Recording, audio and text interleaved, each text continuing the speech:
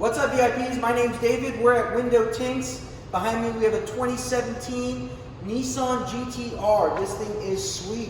It had a front end collision, so we're actually going to be doing a paint protection film. It already got a partial front hood, partial fender. The headlights were not done on this vehicle, but the front bumper is going to be done. The headlights will be done. We're also going to be, that's going to be in the paint protection film. We're actually using the KAVACA 12-year PPF. This is going to help protect the paint from rock chips and road debris.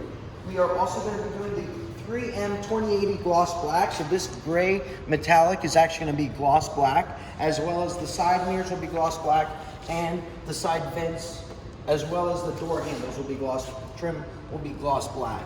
So take a look.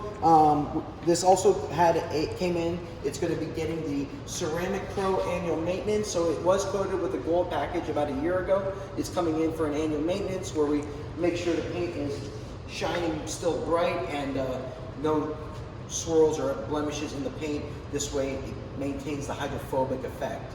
So stay tuned. We'll be showing you some of the installation process of the 2017 Nissan GTR. Thanks.